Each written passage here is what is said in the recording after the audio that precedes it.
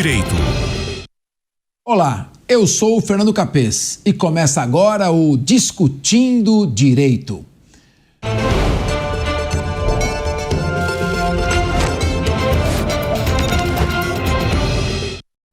Nosso convidado de hoje é um jurista importante, pós-doutor em Direito do Trabalho pela Universidade de Córdoba, na Argentina, mestre e doutor pela PUC de São Paulo, é também conselheiro da Escola Judicial do Tribunal Regional do Trabalho da 2ª Região, professor assistente da coordenação da Pontifícia Universidade Católica de São Paulo e também da Universidade 9 de Julho, também de São Paulo. É professor convidado dos cursos de pós-graduação da Escola Superior da Advocacia, da Escola Paulista de Direito, da Fundação Armando Álvares Penteado e da FGV, além do Instituto Toledo de Ensino de Presidente Prudente. Ele é juiz convocado do Tribunal Regional do Trabalho desde 2010. Eu recebo com muito prazer e muita alegria o magistrado, professor e jurista, Dr. Rui César Públio Borges Corrêa. Seja muito bem-vindo, professor Rui. Muito obrigado pelo convite, Capês. É uma honra estar aqui na Jovem Pan, atendendo o seu convite e falando com os seus ouvintes. Para nós aqui vai ser uma grande oportunidade para entender definitivamente essa questão da pejotização. Professor, eu vou primeiro dirigir aqui o nosso público para dizer o seguinte: olha, hoje o custo dos encargos trabalhistas, ele pode impactar em até quase 70% da folha, do custo da folha salarial, dependendo do regime tributário que for adotado pela empresa. Você tem aí 20% de INSS patronal, 8% de FGTS, você tem mais um 8 e pouco por cento aí de férias, 11% de férias, mais 8 e pouco por cento de 13º salário, enfim, um salário de 2 mil acaba saindo um custo de quase 3 mil reais. Além disso, o Brasil é o recordista absoluto das ações trabalhistas. Dizem que, pelo menos assim se fala, que 98% das ações trabalhistas de todo o mundo estão aqui no Brasil.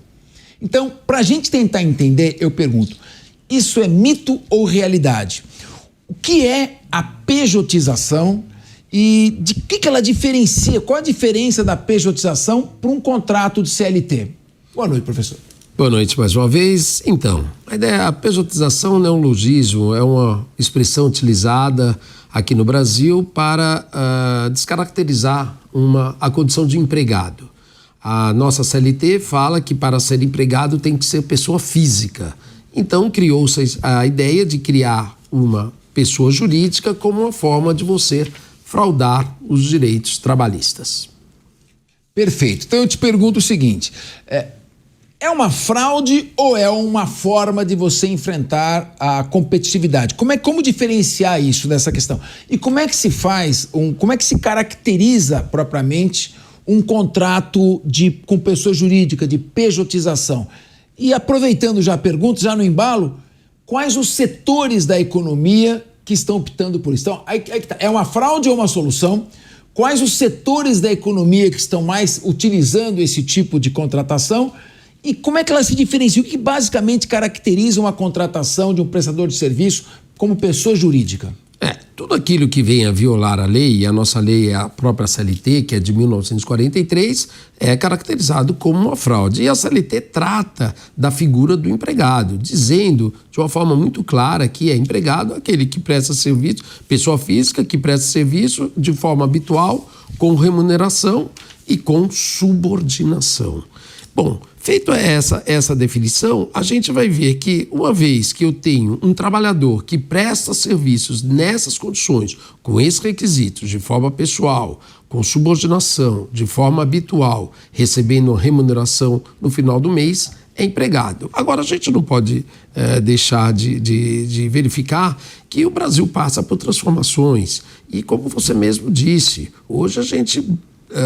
o custo de um empregado é muito alto, né? E chega, como foi falado, até 70%, 80%. Então, acaba sendo muito caro. Agora, mas isso não faz com que a gente afaste a aplicação da lei. A gente também tem que entrar, Capês, numa sintonia com o que diz a Constituição Federal. A Constituição Federal fala da valorização do trabalho e da dignidade da pessoa humana. Ora, se eu afasto os direitos trabalhistas de um trabalhador, será que eu não estaria violando essa dignidade do trabalhador, essa valorização do trabalho? Isso é uma questão que a gente está enfrentando. Então, tanto é que essa questão o próprio Supremo Tribunal Federal está analisando, tem feito consultas públicas para definir o que será pejotização, o que não será pejotização, onde será fraude, onde não será fraude. Só para complementar, há um mito que diz que a Justiça do Trabalho sempre protege o trabalhador. Não vai proteger, não é. Afinal de contas, nós estamos perante um poder judiciário. Eu espero encontrar um poder judiciário absolutamente imparcial. As leis trabalhistas, de fato, vão proteger o empregado, mas a gente vai ter que analisar agora essa nova realidade brasileira e mundial também. Agora, os defensores da contratação por pessoa jurídica, né, que é PJ, deve o nome pejotização, defendem que é melhor esse tipo de contratação do que gerar o desemprego, uma vez que muitas vezes as empresas não conseguem suportar a carga trabalhista. Aí muita gente está me perguntando, professor, e é possível que num contrato com uma pessoa jurídica, um contrato pejotizado, seja interpretado pela Justiça do Trabalho como um contrato regido pela CLT, ou seja, não vai adiantar nada fazer um contrato com a PJ, com uma pessoa jurídica, porque a Justiça do Trabalho vai reconhecer que aquilo é uma forma mascarada, dissimulada de relação ao trabalho. Como se identifica isso? Em que situações é possível essa identificação? Exatamente. É isso que o artigo 9º da CLT fala. Toda vez que houver uma fraude, esse ato é considerado nulo para todos os efeitos legais. Se eu verificar que aquele trabalhador presta serviços de uma forma habitual, com subordinação, recebendo uma remuneração e com essa dependência, obviamente ele será um empregado. E aí, na pergunta anterior, você havia me perguntado sobre quais são essas atividades que mais se utilizam da pejotização. Aí a gente vai ver profissionais de TI, grandes executivos, grandes profissionais, e aí sim, quando você percebe que há uma autonomia, que é uma manifestação de vontade, o próprio judiciário vai estar ali, vai vendo, bom, nesse caso, até quem sabe, essa pejotização é lícita. Essa pejotização não estaria ali violando nenhuma norma legal, até porque há aquela ideia da reserva da cláusula moral. Aquele trabalhador quis trabalhar dessa maneira. Ele se sujeitou a isso, até porque ele teve vantagens, ele tinha uma autonomia, ele teve uma carga tributária menor, ele pagou menos imposto de renda. Então, de repente, para ele, aquilo era mais interessante. O que não seria correto, ele, posteriormente, vira a postular direitos trabalhistas se ele tinha absoluto conhecimento, ele conhecia da coisa. Olha, eu acho que ficou claro, né, pessoal? Quer dizer, quando ambas as partes, num princípio de autonomia, decidem que é melhor para elas estabelecer essa forma de relação trabalhista, a justiça não se mete, ela respeita a autonomia das partes. Agora, quando o empregador utiliza disso para impor ao empregado como forma de violar a legislação trabalhista, nesse caso, a justiça vai reconhecer que é uma relação regida pela CLT. Então, olha lá, tem que ser feito isso muito bem, com muito cuidado e muita cautela. Professor, nas microempresas individuais, as chamadas MEIs, é mais difícil, quando houver um contrato de pejotização, reconhecer a CLT? Isso é muito interessante, porque nas MEIs nós temos o quê? Aquele prestador de serviço de forma pessoal, diferentemente de uma PJ. Porque na PJ eu contrato uma empresa para prestar aquele serviço. Pouco importa quem esteja prestando o serviço. Já na MEI, não. Na MEI é aquele sócio, é aquela pessoa. Então fica mais difícil em virtude dessa pessoalidade. Agora, volto a dizer, nós tivemos uma reforma trabalhista em 2017, durante o governo do presidente Michel Temer, aonde prestigiou-se o negociado sobre o legislado, principalmente para aquele trabalhador diferenciado, aquele que tinha uma escolaridade maior, aquele que tem um padrão de remuneratório maior, ou seja, ele já sabe mais o que está fazendo. A própria CLT, ela tratou de flexibilizar esses eventuais direitos desses trabalhadores. Quer dizer, fica mais fácil presumir que o trabalhador optou por aquilo por causa das suas condições de menor vulnerabilidade. Exatamente, porque nesse caso ele negociou e ele tinha noção exatamente do que ele estava negociando. A gente não pode esquecer que a CLT é de 1943, repito, naquela época era uma outra sociedade. Hoje, o trabalhador, ele sabe, ele tem consciência dos seus direitos. Obviamente, eu não estou falando de um trabalhador de baixa renda. Ele nem sabe o que é uma MEI, ele nem sabe o que é uma pejotização, o que é uma PJ. Aí o empregador fala, olha, você vai ter que abrir uma PJ, ele não sabe nada. E aí ele, precisando do emprego, acaba aceitando isso. Mas a manifestação de vontade fica totalmente comprometida. Professor, numa contratação por pessoa jurídica, né, essa pejotização, ela é regida pela legislação civil e é uma subordinação contratual regida pela legislação civil. Qual que é a diferença entre a subordinação contratual civil de um PJ e uma subordinação trabalhista de uma pessoa física contratada pelo regime da CLT? Na subordinação contratual, nós ficaríamos vinculados a um contrato. Natureza civil, esse é o contrato. Já na subordinação trabalhista, nós temos o poder de direção do empregador. O artigo 2º da CLT, quando define a figura do empregador, ele fala que o empregador tem o poder de direção. E aí ele comanda a prestação de serviços. E a diferença é exatamente essa, que nessa contratuação regida pela lei civil, as partes pactuam ali aquele contrato de trabalho. Aquela contrato de prestação de serviço, desculpe. Professor, o Supremo Tribunal Federal está para julgar de quem é a competência para dirimir pendências de uma contratação civil de um PJ. Seria do juiz civil, porque é uma contratação civil, ou teria que passar pela Justiça do Trabalho para que se analisasse se aquela contratação é genuinamente uma contratação lícita entre partes que quiseram optar por ela, ou se, na verdade, deveria ser aplicada a legislação do trabalho. Quais as consequências, qual a tendência? Deve ser julgado, ao final, o Supremo deve se inclinar pela competência do juiz civil, do juiz trabalhista, e qual seria, na sua opinião, o mais correto? Nós temos o artigo 114 da Constituição Federal, que é absoluto, quando ele diz que compete à Justiça do Trabalho apreciar e julgar todas as lides decorrentes da relação de trabalho. Então, está no nosso DNA.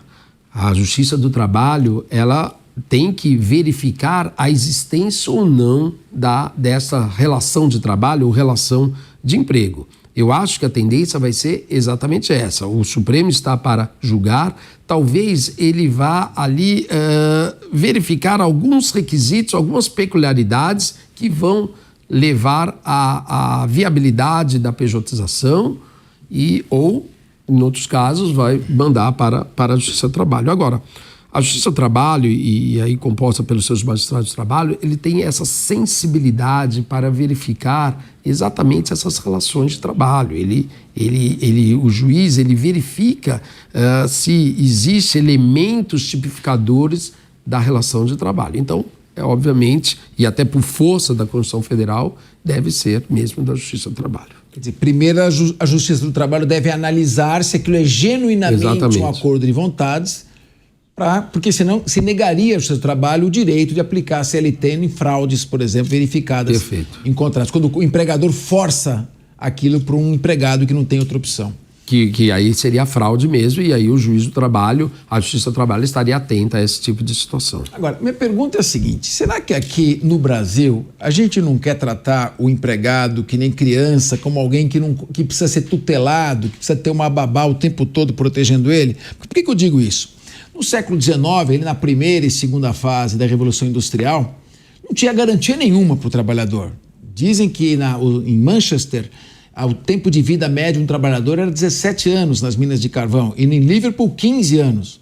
Quer dizer, então, quando surgiu a primeira Constituição do Trabalho, em 1917, foi a Constituição mexicana, começaram no Brasil a Constituição de 34, foi a primeira a prever alguns direitos trabalhistas, depois veio a CLT, enfim, perguntas. No estágio atual da humanidade, em pleno século XXI, estaria na hora de consagrar a autonomia absoluta da vontade entre empregador e empregado? Queria que o senhor comentasse isso e analisasse uma comparação, o senhor que é um jurista, um professor, entre o sistema brasileiro e o sistema norte-americano da supremacia da vontade. Pois é, mas o direito do trabalho surgiu exatamente nesse sentido.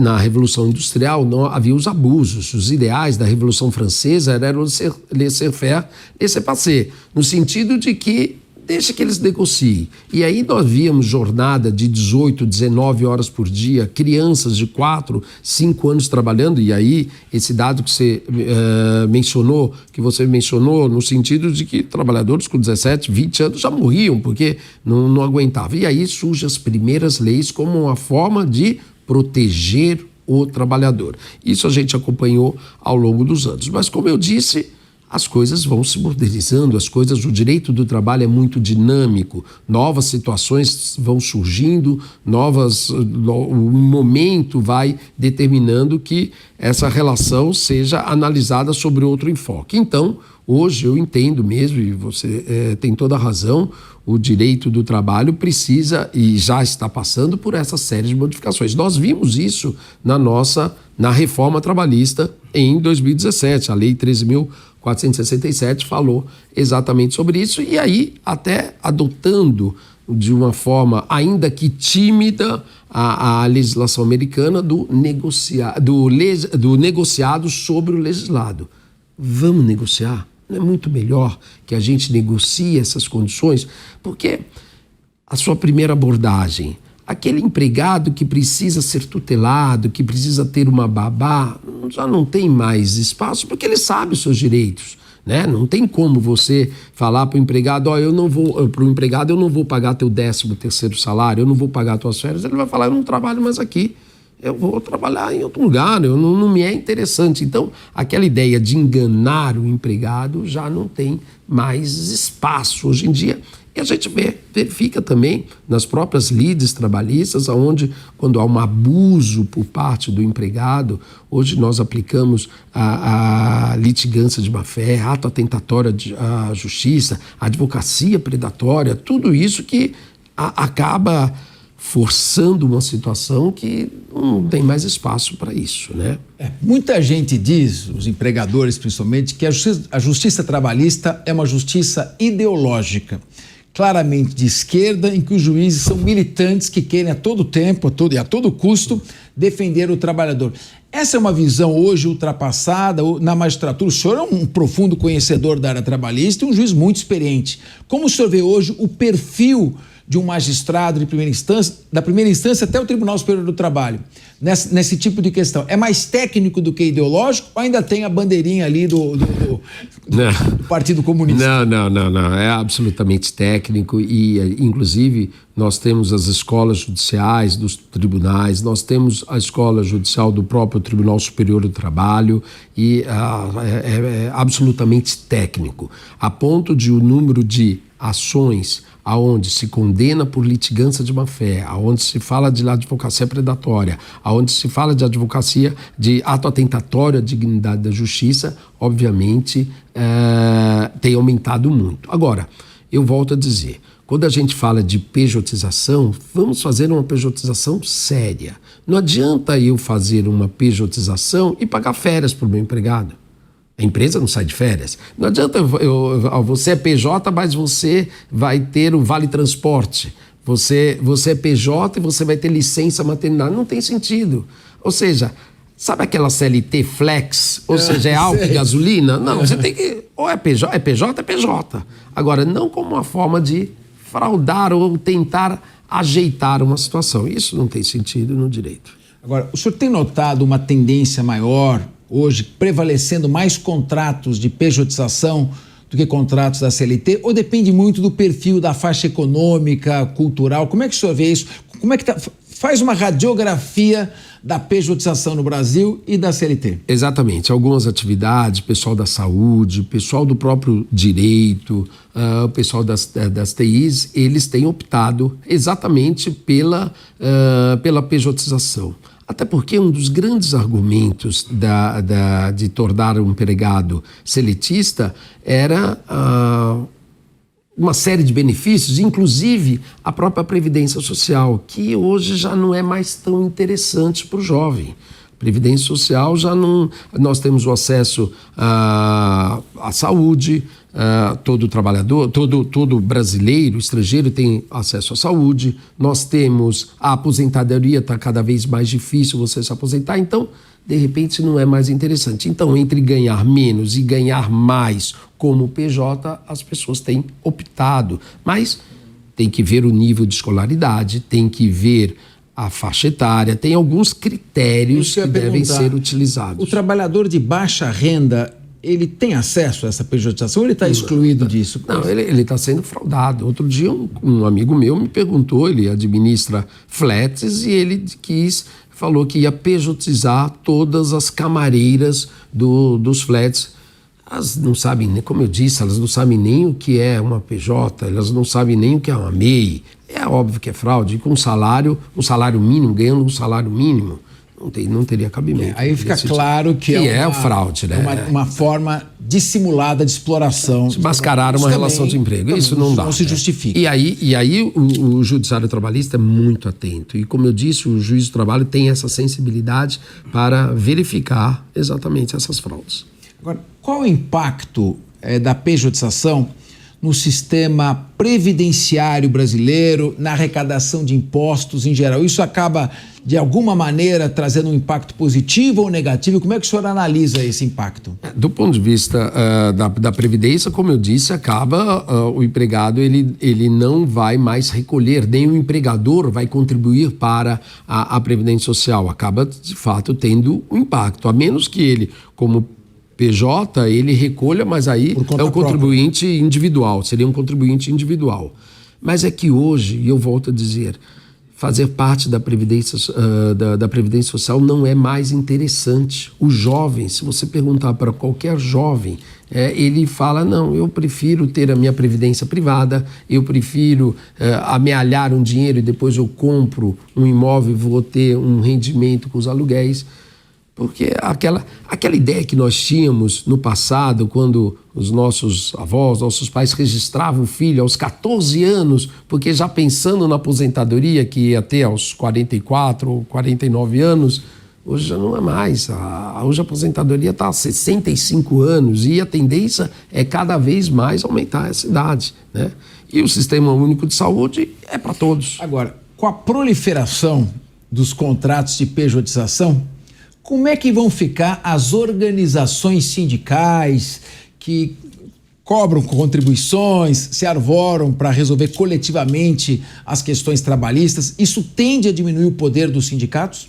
Não, os sindicatos também eles estão diante de uma questão muito séria. Eles agora vão ter que mostrar serviço, né? De forma a... E o sindicato, a própria Constituição Federal fala, ele representa a categoria. Interessante, você perguntou sobre os Estados Unidos, mas você vê na Europa um sindicato forte, um sindicato atuante, e não como um mero arrecadador de recursos. Não, eu quero fazer parte dessa categoria porque eu sei que aquele meu sindicato vai me defender. Então, é importante essa participação dos sindicatos, mas que ele mostre o que eles estão fazendo, o que aqui vieram, né? Então, agora, isso é importante. Eu estou imaginando o seguinte... Nós estamos vivendo num Brasil polarizado. Não tem como tapar o sol com a peneira. Então eu já estou imaginando dois grupos rivais sendo separados pela polícia. Eles querem isso nos Estados Unidos, na Europa, no Brasil, em tudo quanto é lugar. Está polarizado no mundo. Eu pergunto, um grupo diz a pejotização é um caminho inevitável para superar os desafios da globalização, da inteligência artificial, da competitividade na produção mundial. E outros dizem, essa é uma forma de burlar os interesses dos trabalhadores. Como é que o senhor ficaria aí sendo um técnico, um jurista, olhando ambos os argumentos, tentando buscar uma posição equilibrada? Pois é, difícil, né? Mas aí a gente vai ter que analisar cada caso. A gente vai ver aonde há fraude. Havendo a fraude, obviamente, não vamos pactuar com ela. Mas, havendo essas peculiaridades, essas particularidades que eu já anteriormente mencionei, aí eu não vejo nenhum problema na pejotização, desde que observado esses critérios. A pejotização, ela afeta, de certa forma, uma relação de poder entre empregado e empregador, na medida em que ela passa a ser um contrato regido pela legislação civil, não existe talvez aquela subordinação, a subordinação nos termos que foram pactuados entre eles, mas não tem aquela posição do patrão e do empregado. Tem um pouco disso também, do trabalhador se sentir com uma certa autonomia, uma subordinação diferente, uma subordinação mais ao contrato, aquilo que ele se dispôs a fazer. Autonomia. Há uma autonomia, de fato. Então, um médico que adere que haja pejotização, ele fala, não vou no plantão, eu não concordo com esse valor.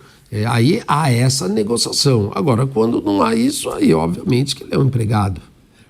Agora, com relação às empresas, dessa altura tem muitos empresários que estão assistindo a gente aqui, empregadores também, que estão preocupados, evidentemente. As empresas devem optar por esse tipo de contratação? Para ela, apresenta algum risco maior ou, em geral, para o empregador, para a empresa, a opção pela pejotização, desde que seja respeitada a autonomia das vontades, não seja uma dissimulação? Até que ponto vale a pena para as empresas optarem por esse tipo de contratação? Vantagens e talvez desvantagens. Pois é. A gente vai enfrentar os risos da admissão e as lágrimas de uma eventual demissão, porque o empregado pode entrar com uma reclamação trabalhista, e você bem sabe, o direito de ação, a garantia constitucional, e aí ele pode até questionar essa pejotização, se houve, se foi ou não foi válida. Agora, no que diz respeito às empresas, fazer essa opção, ela vai verificar exatamente se aquela é uma relação onde há plena liberdade, onde há autonomia de vontade, e aí, nesse caso, seria válida. Professor Rui César, muito obrigado, mais do que pela entrevista, por essa aula que todos nós, mesmo que não somos da área trabalhista, conseguimos entender. Nós ficamos por aqui e muito obrigado por participar do nosso programa. Para você que gosta do jeito da Jovem Pan de Notícias, não deixe de fazer a sua assinatura no site jp.com.br. Lá você acompanha conteúdos exclusivos, análises, comentários e tem acesso ilimitado ao Panflix, o aplicativo da Jovem Pan. Até o próximo Discutindo Direito.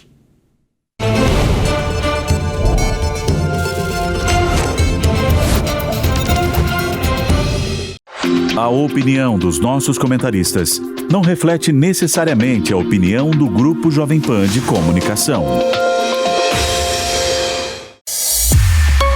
Realização Jovem Pan.